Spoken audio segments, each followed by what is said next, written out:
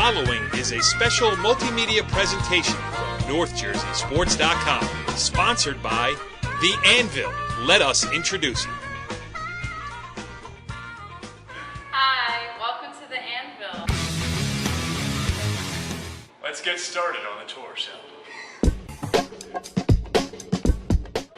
This is our designated area for warm-ups, calisthenics, abs, and stretching. Dan, maybe jeans aren't the best idea. If I can't get ripped, at least my jeans will. We have 60 by 100 feet of turf area for you to practice with your team or play with your friends. We have parties and field rentals. We can do basketball, baseball, softball, hockey, lacrosse, or the age-old gym favorite, dodgeball.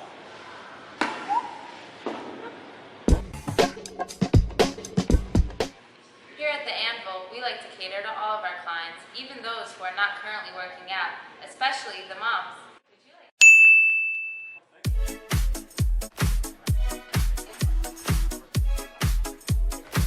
Enjoy. Thank you.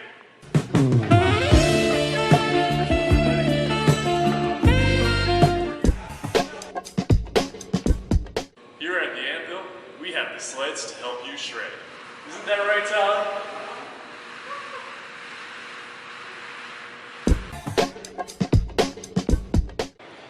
Here at The Anvil, we make dreams come true.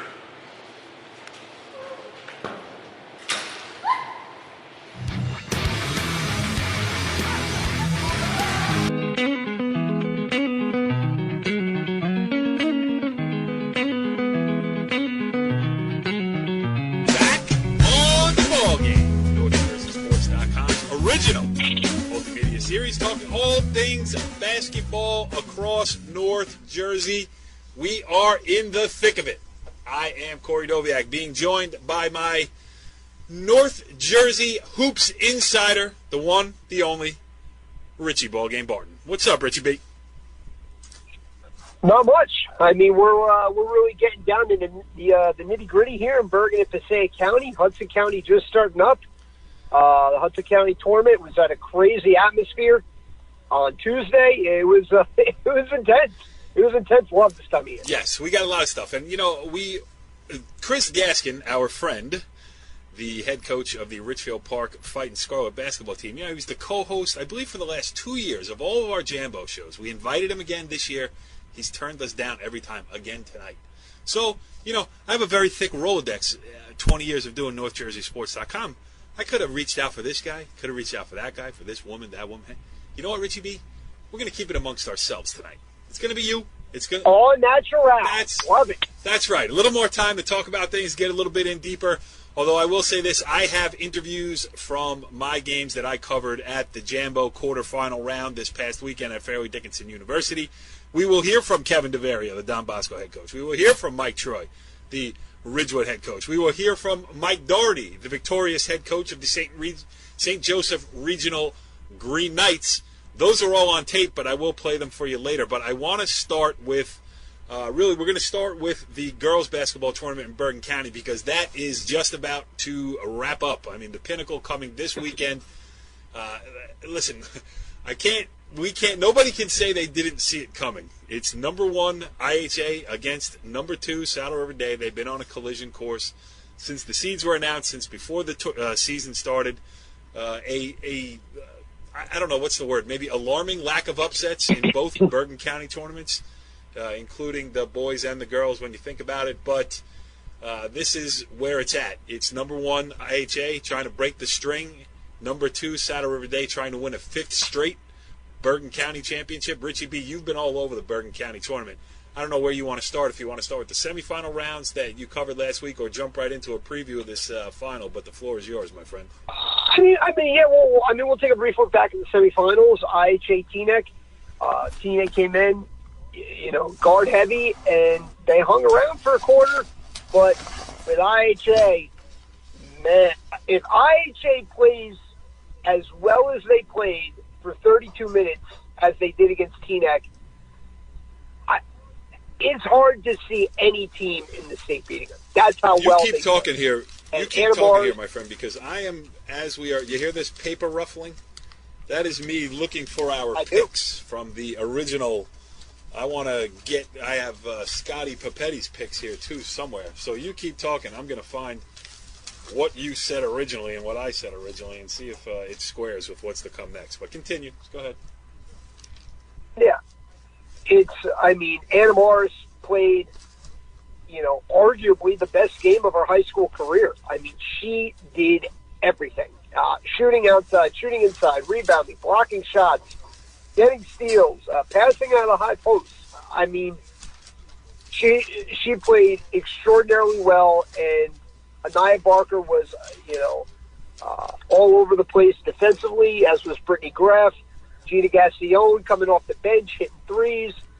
I mean, they really put it all together. And for a team that kind of prides itself on defense, to explode for 83 points against Teaneck is very impressive, to say the least. In the other semifinal, we had Saddle River Day Ramapo. Saddle River Day got great production from its bench. Mia Walsh came in, gave some minutes. Madison McCarthy came in, and she was the X factor. No one really knew much about her, as I wrote in my article, but you learn pretty quickly, a 6'1" girl that can shoot it and has the confidence to do so. She, her threes in the first and third quarter were part of big runs that changed the game. They're going to need that. They're going to need that depth. They don't have. I'm interested. But they don't have a 3,000 point scorer. This kind of this year. Right, but they're a totally different type of team this year. Last year, they just had, talent at every position, but, defensively, it was more of a gambling defense. This team will really, between Sanaya Caldwell and Jordan Janowski at the guard spots, they're going to get after you defensively. They're going to make you work just to get into a set.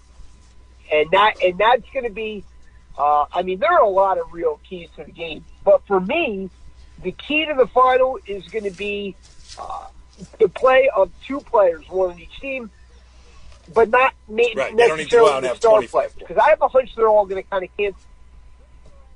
Right. Brittany Graff is going to have to handle the pressure. And she's very capable. She's an experienced guard. If she can handle the pressure and get IHA into just a normal flow, that's going to be their advantage. For Saddle River Day, well, there are probably two players. There's Christina Mathurin, who has, been a rebounding machine and block shots, but she, going up against Anna Moore, she's going to have to stay out of foul trouble. Because between her and Carly Fisher, that's really the only height that Saddle River Day has. But watch out for sophomore Dakota I like Porter. the name. She kind of does a little, yeah. She does a little bit of everything, and she kind of just flows into the game. And then you look up, she's got 10 points, 8 rebounds, 4 steals. That's. I think it's going to be fun. I think it's going to be fun. Do you think it will be a great atmosphere? Okay. Yeah. Yes, only because that everybody in the county knew that it was going to be these two teams from the time the championship game ended last year.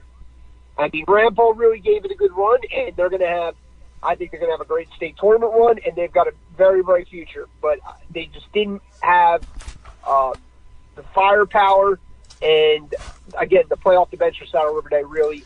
Yeah, ended up being. Congratulations to Rampo and to Teaneck for making it to the Final Four, and they're both in the same section, North 1 Group 3, which is going to be crazy when you throw Old Japan in there too. And we'll talk about that next week in our state tournament preview show. Going back real quick though, Madison McCarthy, a freshman, one of the most well-spoken interviews I've ever had. Wow. He's just a sharp kid and can shoot it. But anyway. And walks into the Bergen County Tournament semifinals as a freshman and says, "Hello, Bergen County Tournament semifinals. Take this." Yeah. Hello. Don't forget about me. And you know what I was writing down when you were talking about Anna Morris playing the best game of her high school career. I believe it's the 1,000th game of her high school career. No? Anna Morris has been in high school seemingly for like 11 years. Yeah. She's a good kid going to Northwestern to play ball, but she is consistent. She's been consistent throughout her career. She walked right in and became maybe the state's best volleyball player as a freshman, or one of. Is one of the state's best basketball players for the last 4 years. Like an old school two-sport athlete who just, Barton's Best Athlete of the Year recipient. Hello, right. Only the greatest award a high school athlete can achieve. And also remarkably consistent, remarkably excellently consistent. Played at a high level for 4 straight years, and remarkably durable too. I mean, just I don't want to jinx her, but has just played. Doesn't get hurt, just plays, and always looks like she's having a good time out there. So, listen, not that I'm rooting against Saddle River Day. I got no dog in the fight.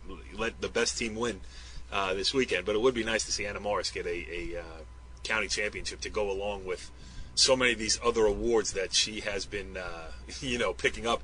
In fact, today on Twitter, the IHA volleyball Twitter account sent out a tweet saying that the National High School Coaches Association selected Anna Morris as its National Senior Volleyball Athlete of the Year. So she's playing for a basketball state championship, and she's the best volleyball athlete in New Jersey too. So pretty unbelievable stuff there. Good for her. That's awesome. Good stuff for her. All right, so that's it. Anything else on the Bergen County girls basketball tournament that we're missing? I want to switch over to the Jambo because I got some audio here that I'm ready to run. All right, let's make it happen. Now here's the thing. Quarterfinals, FDU, Rothman Center, Stratus Arena, all that stuff inside the Rothman Center. I got there early. I was one of the first people in the parking lot. And, it's just, I have the bracket here that I chose early in the season. I mean, before this tournament started. I had Bergen Catholic and St. Joe's playing in the final. I picked 3 of the 4. I picked Saddle River Day to make a run. That was a little bit crazy, but, the only upsets of the tournament, the entire tournament, number 9 Pascack Hills beat number 8 Ramapo in the round of 16, and number 17 Hasbrook Heights beat number 16 Bogota on a horrible call at the end of the game in the play-in round. So, other than that, and Garfield beat Dumont 19/14. Other than that, and none in the past week, and then the quarterfinal round was chalk as well, with only one competitive game out of the 4 played at the quarterfinals, and that was St. Joseph Regional's 59-49 win over Ridgewood. Now, Ridgewood, they played their butts off and did everything that they could to hang around in that game, including, I believe, making 9 three-pointers as a team. 3 guys made 3. Max Geiselman, Devin Johnson, and Sam Fabieri all made 3 three-pointers each. They did it at different times to help, Ridgewood just stay in the game. But here's the thing that I've noticed over 20 years of covering Jambo basketball at the Rothman Center. The big court makes such a big difference with athletic teams when you're talking about in terms of the parochial public divide. I didn't mean athletic as in, player for player, but just depth-wise. It's a bigger floor. It's more steps involved. There's more wide open spaces. And you can see it in the legs at the end of the games. Now, Ridgewood, which has been a very deep team all year, has been gotten contributions off his bench, tightened up the rotation a little bit, and that's understandable in a game of that magnitude, but all of its points came from its starting 5. Not that St. Joe's got any, they got 2 points off of their bench too, but it was Ridgewood that was taken out of its normal flow, I think. And the other thing about playing in a college gym, there were 3 different three-point lines laid down on the floor. And you can tell a kid as much as you want, hey, this is the line we're using. But they see the lines, and it seemed like more shots were taken from behind I don't know if that's the NBA line or the is there a different in women's college and men's college now? Are they different? Do you know? But anyway, I don't know. I don't know what I don't know what the 3 lines were so. that were on the floor. But it seemed like a lot of kids were pulling up and shooting from behind the deepest line, which was either the new college line or the NBA line. I'm not so sure myself. But then again, I didn't have to shoot from behind it. So, it's a different kind of game, and it's subtle. And I really feel like St. Joe's at the end just had a little bit more. And Mike Troy talks about it to illustrate my point a little bit. Let's listen to this interview from Mike Troy, the Ridgewood head coach, whose team gave it a heck of a run in a 59-49 loss to St. Joseph Region. You were right where you needed to be. I mean, close game in the fourth quarter, and they made some athletic plays. They did. That's where we wanted to be, and coming into the game, we said, let it be 4-point game with 2 minutes to go, and I thought if that was the case, with the resiliency that our team has shown over the last month, I liked our chances. But I tip my cap to them. Like they, as you said, like they made a lot of athletic plays in the last 4 minutes of that game, which make it difficult for us. I think they capitalized on any rush shot that we took. They scored on the other end real quick. Yeah. Anytime we just got a little bit too fast, it was a turnover, and they scored on the other end. I think easy baskets is the difference in today's game. But man, I mean, if we just went up against the second or third best team in North Jersey and did that, I think you can see the way you closed the gap from the first time you played them. Yes, and that's the thing. Like, as a coach, you hope that you just get better every day, and by the end of the season, you have a product there that you're like, this is awesome. Watching our first film against them, I didn't recognize the team that was on the court. And so I think we showed that today, and I'm hopeful that they start seeing how special they can be. And in the next 2-3 weeks that we can just keep on climbing. Yeah, because I had the same conversation with Aaron Taylor. I mean, after the first game. Now you go into North 1 Group 4, which is going to be a friggin' dog. Top 8 can all win. And yeah. I think if you play the tournament 8 different times, you might get 8 different wins. I think you would, and I agree with that. And I think our team's in a good spot right now. I think we are playing our best basketball. I think they are excited about the States, but we're more concerned right now with finishing out the league. Yes, so North 1 Group 4, as you heard Mike Troy say, there is going to be a lot of fun in the States, but we are sticking to the Jambo. And with Ridgewood's exit, that means that St. Joseph Regional takes that spot. The number 2 seeded Green Knights will play Don Bosco Prep in the semifinals this week. And the fun part about this week, 1 o'clock, 3 o'clock, doubleheader, old school style at Hackensack High School, where the ancestral home of the Bergen County Jamboree. Mike Doherty is the head coach of St. Joseph Regional. He won his 500th game earlier this season. Nazir Williams, his junior guard, scored his 1,000th point of his career in that Ridgewood game. We talk about all of those things here. Mike Doherty, after the win over Ridgewood. Defensively, the late three-pointer, but 8 points in the fourth quarter.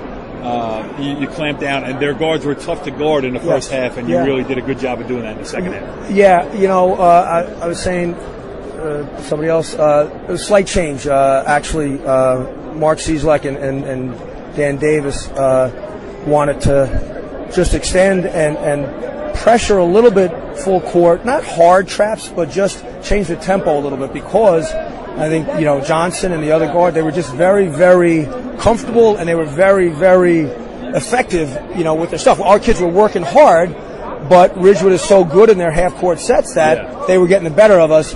And so I think that slight change actually kind of jump-started us a little bit. We got a little more active and got a few more turnovers, and it generated a little more offense. So they're a really good team, and we played them earlier in the year, and it was an aberration. It was not, we wound up winning comfortably, and that's probably the only time that'll ever happen if we play. So, the two teams kind of mirror each other physically, and it was kind of a grinded out game. I'm glad that we got the run to give us a little space. Yeah, no, I mean, and I thought, athletically, you had an advantage there too. The alley-oop was a big play, not only for the 2 points it gave you, but also for the, the momentum shift, and the kids got in behind it. Yes, this was, it really was one of those games that, each bucket was more than 2 points, and I felt fortunate to be down only 1 at the half, and actually very, very pleased, in all honesty, to be up by 2 at the end of the quarter, and then luckily we got the ball back, and that was a nice play designed by Don't say Cizak again. No, Dan Davis set that up, and the kids ran it really well. And you're right, I think it kind of energized the kids a little bit more, and whatever it takes. Your 500th win this year, 1,000 points scored today. It's been a season of milestones, and now it's Joe's Bosco in the semifinals. So it could be a really special time for you. Yeah, we're glad to be here. Don Bosco's probably playing the best of any of the teams in the county right now. They're really playing excellent basketball. And you split with them? We did. You won at home and they won at home? Correct. And so the kids know each other well. And, just, going back to Hackensack High, the old stomping grounds of the Jamboree. I'm excited for that, being honest. So that should be fun. I'm glad for the kids. I think we were a little tight early on, and, the kids got through it, and and then we'll see where it leads on next Saturday. But we're glad to be there. Now, Cizak was complaining that it was only turkey, no turkey, no roast beef. He said only ham and cheese upstairs. I mean, is that? I don't know. I haven't been upstairs, but Mark is definitely our resident expert on food menus and the different places. I saw him in Tenafly last week. He was digging in hard to a bowl of free chips. He enjoys food opportunities. No, he's good. All right, good stuff there with Mike Doherty. He will be at Hackensack High School this weekend, and he will be against, I wonder how many times, it would be an interesting to know the statistics of how many times Mike Doherty and Kevin DeVario, the Don Bosco prep head coach, have faced each other, Richie B. I mean, that's, forget the two schools that have been going at it forever, but those two, 2 times a year. Over under 670. Right. That's just off the top of my head. Yeah, I mean, and that's what makes it interesting, because they know each other so well. They know exactly what they like to run. And it gets into a chess matchup. Do you just say, we're going to go with what we go with, or do you just try to something maybe completely out of the box, like a defense that you may have practiced but may not have run in a game situationally? Yeah. Well, I'll tell you, Kevin DeVario has had great teams and great players over the last decade, especially. I mean, when you turn on a college basketball game and you see a Bosco kid running around, I should see, Marcellus Erlington at St. John's. You got Brandon Anderson at Brown. You have Ron Harper Jr. killing it at Rutgers. You have, I know I'm missing a couple. And then, throw in the Bergen Catholic contingent, too. How fun is it, Richie B., just on a side note here, be watching Fremantle run around for Xavier? I mean, he's got a chance to be freshman of the year in the Big East.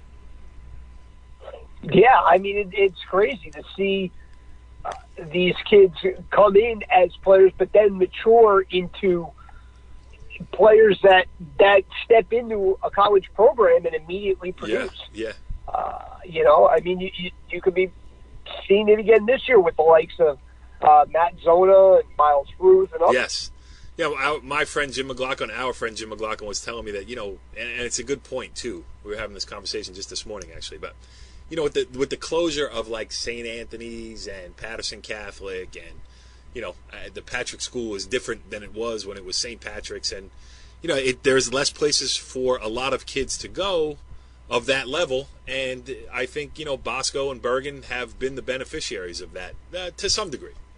Whatever. I mean, a couple less choices, and they get a couple more kids. But the one who's doing it this year, actually both of them, Don Bosco, I hadn't seen them all year long until last week when I saw them take out Garfield in the round of 16, the Bergen County tournament.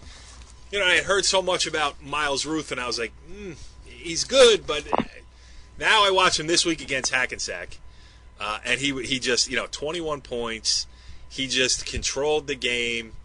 He is one of those players who doesn't ever really look like he's in full, panic mode or chaos or running hard or, sweat dripping all over the place. He's always in control. He's, he doesn't look like he's really playing hard until you realize that he just blew by 3 people and got to the hole or, so many different things. And I give DeVario credit, and I went back and looked for it in the archives, and I couldn't find the game that I was thinking of because, I made a lot of bad decisions in the 1990s that have affected my memory. So I obviously can't remember off the top of my head, but I remember writing a story a couple years ago how Don Bosco Prep was up against a pressing team. And what did DeVario do? But he went out and pressed the presser. he did the exact same thing against Hackensack. Hackensack wanted to speed the game up, and Bosco and DeVario said, "Oh yeah, okay, we can do that." And they came out. Hackensack scored the first 2 points of the game. It was 2-0, and then all of a sudden it was 11-2, and really it was never close after that. 78-57 final. I'll talk a little bit more about it, but first let me get to this interview here with the victorious head coach, Kevin DeVario. I mean, again, you took them out of it early. You carved up their zone. I thought that's what they were, and it didn't work for them. I think we may have caught them a little off guard with the press as well. We turned them over early, got some easy baskets, and just coming out, getting that little bit 10-point boost, I think really was a difference in the game. I thought it lifted our spirits and kind of deflated them a little bit. Moving on to this tournament here, and back in the Final Four, 2 to go. It's a familiar spot for you, but how you feeling going into next weekend? You know what? We've been practicing well. We've been playing well. That's all I really can ask of them. And, we'll show up next weekend and give it our best. Yeah, I mean, if people were saying if this is, if somebody's going to get Don Bosco, this was the year to do it. And you're, very young and real good. Yeah, they're getting, again, we're improving every day. As long as we keep improving, I like our chances. All right, so that was the morning session at FDU. There was one close game, Ridgewood against St. Joseph Regional, and then they left 2 hours in between. I understand why they do it. They want to clear the gym. It's the monies earned by the Jambo go a long way to supporting a lot of what the Bergen County Coaches Association does. They give out scholarships to a kid at every school in Bergen County. They do it's a great organization, the Coaches Association. So they cleared the gym, and then I'm thinking to myself, now, there's no way I'm staying for all four because I would still be writing, as we tape this here on Wednesday night. I would still be writing to try to get the whole thing done. So there was no way to do 4 games, get home at 11 o'clock with 500 pictures on the camera and 4 stories to write. Not happening. So I was like, I should stay for the third one. But then I'm like, I don't think it's going to be that good of a game. It didn't hold my interest. And as I expected, Ramsey took out 4th-seeded Ramsey, took out 5th-seeded Paramus Catholic. It wasn't that close. And then in the nightcap, Bergen Catholic took out Pascack Hills, the 1-9 game. And again, not that close. I mean, I don't know what can be done about competitives, but about competitive matchups in the quarterfinals. But these games, Richie B, have not been good, at least in the last 5 years. I mean, I would have to go back and look at every score, but it's hard to find competitive games in the quarterfinals of the Jambo nowadays. Well, going back to a point before that you had, why have those games not been competitive in the past few years? Because these schools are closing down, because, the Catholics are getting, they're reaching out to a larger talent pool now. And I don't see that trend reversing ever, really. Ever is the word, right? Yeah, I mean, this is just the new normal for the Bergen County Jamboree, and it's going to be up to schools to decide,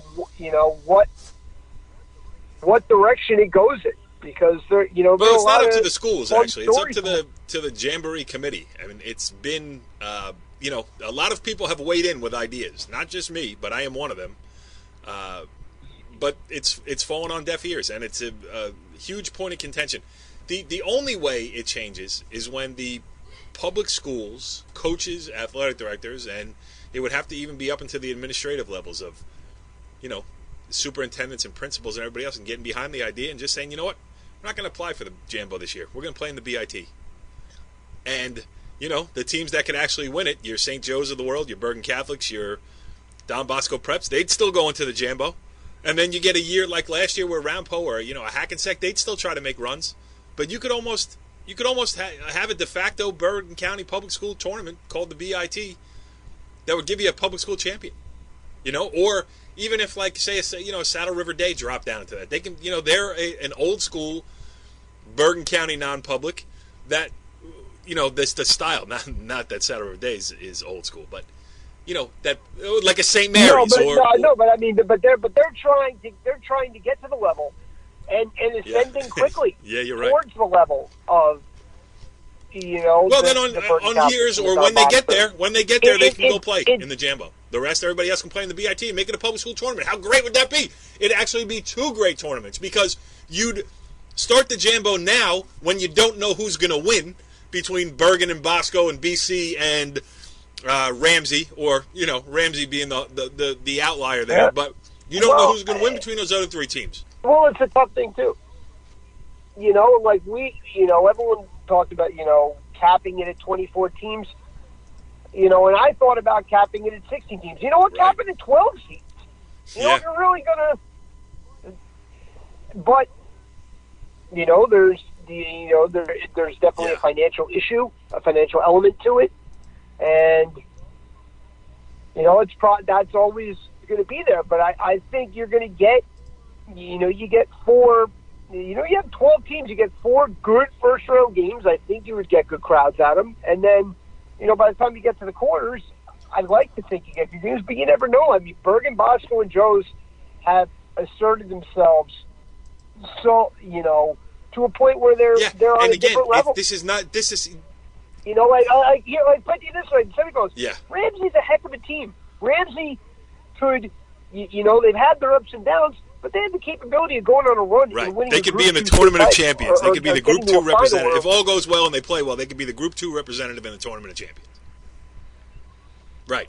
I mean, who knows? But they ain't winning the Jambo. And then you look at the Bergen Catholic. So you look at the Bergen Catholic matchup, and you're hoping. I really hope they stay in it, and that's a terrible thing to think in with a team as good as Ramsey. County tournament. And same thing with Ramapo last year. Ramapo went all the way to the Group 3 state final.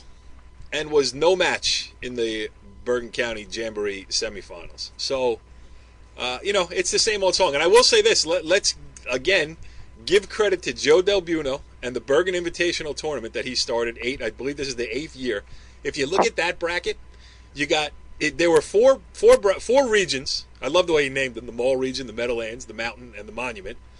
There are 4 regions. Each one has seeds 1 through 4, and your final 4 looks like this. Number 1, Cliffside Park against number 3, Demarest. Number 2, Northern Highlands against number 4, Teaneck. So a 1 seed, a 2 seed, a 3 seed, and a 4 seed have come at... and if you started that tournament over from the beginning, you'd get a whole different mix because it's just, the parity across the rest of Bergen County, it's more even than it's ever been. So, the top level has separated and the middle has grown closer together. So all the more reason why it would be so much more fun. And again, I want to reiterate this point for the 1 millionth time every time we talk about it. It's nothing personal against the Kevin DeVarios of the world, against the Mike Dohertys of the world. You could hear the interviews that I just played with them. They give me the time of day. They are great coaches. I mean, they're not breaking any rules. They're not breaking any rules. They are playing the deck as it's dealt. They are allowed to get players from anywhere they want. You cannot begrudge them for doing so. So that's just the way it is. It's above that. It's not, they should take pity on everybody else. No, they should put together the teams they want to put together and go for it and go try to win an overall Tournament of Champion title. St. Anthony's did it for years. They were allowed. Whatever you want to do. But just the Jamboree, the county tournament, has kind of taken a hit because of their explosion in talent. But again, it is their prerogative. Anyway, all right. What else do we got to talk about here, Richie B? We even got the shout out for the Bergen Invitational Tournament. Let's switch to Passaic or Hudson County. Your choice. I'm going to go with Passaic. We have the semifinals coming up this weekend. We'll start on the girls' side. We have top-seeded DePaul against number 4 seed Lakeland. And then we have number 2 seed Wayne Valley against number 3 seed Patterson Kennedy. Great, more chalk. DePaul Lakeland's going to be interesting because DePaul is the number 1 seed, but in a tournament in which seeds almost seem interchangeable. Right. I mean, you could have put DePaul at the 1 seed. You could have put them at the 5 seed. I mean, that's how close it is at the top in Passaic County. I'm actually going with the upset here. I'm going with Lakeland over DePaul because I think the teams are similarly matched, but Lakeland has the best player in Kira Marks. You are the biggest Kira Marks fan in America. She's a good kid. And I think of any team in Bergen, Hudson, or Passaic County, she's the most valuable, boys or girls. That's saying a lot. That she does it all. You want her to guard the point guard, she'll guard the point guard. You want her to guard the 5, she'll guard the 5. You want her to rebound, she'll pull down 15 rebounds. I mean, she's all over the floor, and she does a little bit of everything every single possession. She's, what you want. I want to see her play. You want to coach I want her. to see her play one-on-one. When you see her play, you'd be like, I wish I got to coach I want to see her play. If you felt like coaching. I want to see her play one-on-one against Miles Ruth. Yeah, well, she would guard him. She would guard him. She would not be intimidated. The other semifinal, we have Valley and Kennedy. Kennedy's going to be playing on its home floor. That definitely helps them. They've kind of, they lost 2 big players from last year, Tanisha Gilbert and Jamira Johnson, but they're kind of coming together at the right time. They're going to be a tough out on their home floor, but Wayne Valley, I believe, is the best team in the county, top to bottom. They have by far the best true post presence in the county in Brianna Neary, and her younger sister Sophia has really come on in recent weeks. And I don't know if there's anyone that can match up with them in the paint. And if they can get into a rhythm, into an offense, it's going to be real tough to slow them down. On the boys' side, we have top-seeded Patterson Kennedy against number 5 seed Passaic. On paper, it doesn't seem to be much of a match. Kennedy, put it on Passaic the first time and ended up beating them by, I think, like 15 or 20 the second time around. Kennedy is, again, they're a team that's, they had a tough loss to Bosco, had another loss to an out-of-state opponent after that, and have been rolling ever since. On the other side of the bracket, we have, I should have this immediately up on Patterson, my phone. it's number 2, Patterson Charter. Patterson Number Charter 6, and, East Side. Let me just say this. The last couple of years in the Passaic County boys basketball tournament has been the year of the suburban school. With Wayne Hills, you had Wayne, those great Wayne Valley teams. Even West Milford and John Fink's last year was very good with the basket boys running around there, and John Fink's son too. Clifton had a good run and all that stuff. It is back to, its traditional base of Patterson being the epicenter of boys basketball in Passaic County. Number 1, Kennedy, Patterson. Number 6, Eastside, Patterson. Number 2, Patterson Charter. That's self-explanatory. And then Passaic is the other one that is in the semifinals. So 3 Patterson teams, and Patterson is back. And the games will be in Patterson this weekend. So, go ahead. Yeah. Patterson Charter and Patterson Eastside played earlier this year over the Christmas break. Patterson Charter came out with a 6-point win. Let's see what Eastside can do. Eastside has, nothing to lose. They're the lower seed.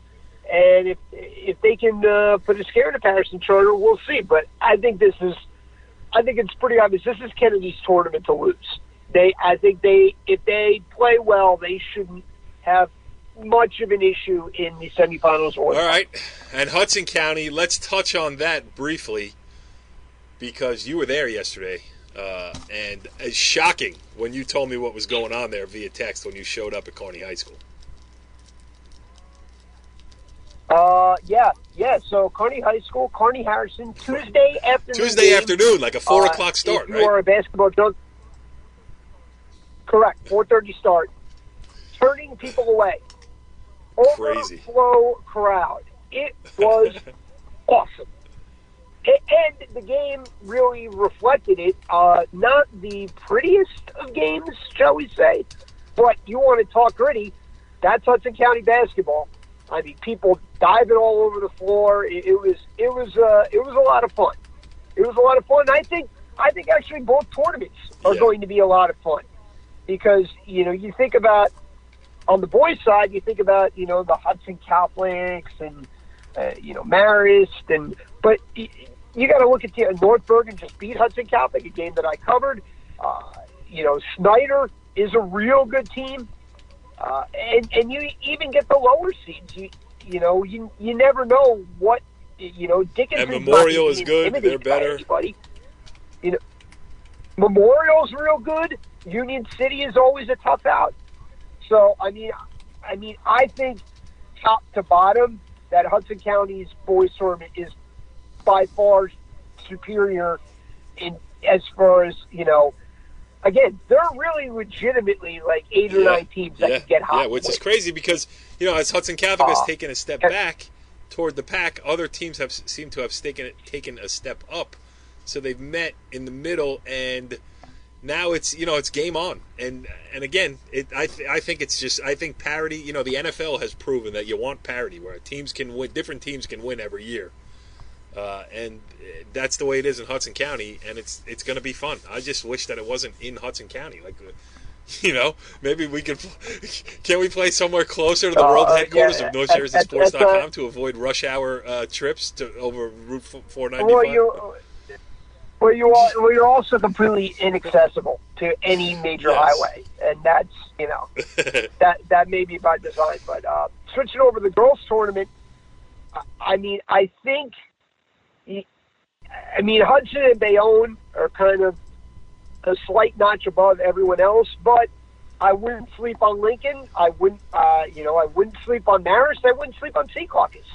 And Sea Caucus, still as of this taping, technically, I know they're appealing, and I don't know where that stands as far as being unable to play in the state tournament. And if that holds, which it looks like it's going to, you have a Sea Caucus team with only one, tournament available to it. That would be the Hudson County tournament. So they will be focused and charged up. Not that they wouldn't be anyway, but. When the realization for the seniors comes, it's all or nothing in the county tournament. That's going to make them even a tougher out. Right, and we've talked about Damaris Rodriguez. She's one of the best point guards in North Jersey. Period. Yep. She's a player. And when you got a point guard, you got a team. Yeah, no doubt about it. She's one that can handle pressure. She can get to the basket. She can, hit threes, and she's unselfish. But I think it's going to come down to Hudson and Bayonne, but I'm going with Bayonne. Nia Scott, a sophomore point guard, is just a jet who can do it all, and then McCoy Diawara. Sorry, listen, I'm not that great when it comes to grammar, but she's great when it comes to rebounding. She's averaging about 15 a game, and that inside-outside combo, really gives Bayonne a legitimate. I think they have a chance to win a Hudson County tournament. I think they have a legit chance to win a section tournament, and who knows how far they go. But James Turner has always done a good job over there, and they seem to play best at the right time. All right, Richie B. Well, while you were talking earlier, I was looking for our original picks for all the tournaments, and they seem to have found their way into the dustbin of history. So we're going to have to revamp. Knowing what we know now, what are we saying? Now, you got to we're going to pick the boys' winner and the girls' winner for all 3 tournaments starting in Bergen County. The girls, Richie B. Saddle River Day, IHA. Who you got? I got Saddle River Day. All right. I got Saddle River Day. And how about this? I think that game goes to overtime. Wow. I got Saddle River Day, 66-63 in overtime. 66-63 in OT. I am taking IHA 66-63 in regulation. How about that? On the boys' side, who are you picking in the semifinals? You got St. Joe's against Bosco and Bergen Catholic against who's Bergen? Ramsey. Who do you got? I have a Bergen Joe's fun. BC and Joe's. I am going with BC and Bosco. All right. We move on to Passaic County. Who are your finalists? Do we pick a winner? Oh, yeah. Go ahead. Okay, go ahead. Yeah. Whatever you want. Well, I'll probably lose this between now and next week, so maybe we should pick the winners next week. You know what I mean? The filing system needs improvement over here. So go ahead. Semifinals in Passaic County boys. I got Patterson Kennedy. I'm going to choose the same because I would love it if that did happen because those games are always great to follow and watch and to cover. Oh, yeah, in a county final. I miss Juan Grouse. I used to love Juan Grouse as the East Side head coach. That guy, I think he got a bad rap with the way it all ended there, and I always say this about Eastside. I say Eastside is just such an easy target. With everything else that's going on in high school sports, it always seems like it's always Eastside that gets a penalty put against it that stands up to everything else. Well, I mean, I'll just respectfully say that I disagree with you on that. I like Monroe, good guy. I thought he was a good coach, but when you're pulling players and from everywhere, other countries. Well, no one else. My point is, no one else is doing that, right? I mean, just Juan Griles was the only one doing that, and Pierre Francesco Olivo was from Oradell, right? But I mean, hey, whatever. It is what it is. We're both taking Kennedy and Eastside on the boys. On the girls, Richie B. On the girls' side, I have Lakeland and Wayne Valley. DePaul. And who does Wayne Valley play? Kennedy. I'll take DePaul and Kennedy. We'll go opposite. Okay. And all right. We're not following the Hudson County tournament as closely here. I mean, yet because it's only moving into the quarterfinal round. So let's get the winners out there on the table. Richie B. Who's going to win the Hudson County girls tournament? Bayonne for Richie B. And I will take Sea Caucus because I like Damaris Rodriguez as a point guard. I like the fact that that's their, chosen tournament to get after, and I would like to see it happen for our friend John Sterling. So, all of that being said, Richie B, there is very little else to do except, except the Hudson County boys. You didn't pick. I am going to go with, because I read that story of North Bergen at home beating Hudson Catholic by a talented young writer at NorthJerseySports.com. Nicknamed the Ballgame. Talented, handsome, young, vibrant, eloquent, all of those things. I'm taking North Bergen to win the 2020 Hudson County Boys Basketball Tournament. Look at you. Kevin Bianco. I mean, you want to talk... Oh, yeah, he's just a great dude. I'm going to go with St. Peter's Prep. I think they have played... I mean, they've played about everyone that you could play in the state, seemingly, and I always feel that playing that type of competition night in and night out definitely helps you come tournament time. And they have a sophomore guard, Mark Armstrong, who has been unbelievably consistent in his first few years of high school basketball. Richie B loves chalk. We'll see you next week on The Ballgame. There's a Tuesday. Follow the leader.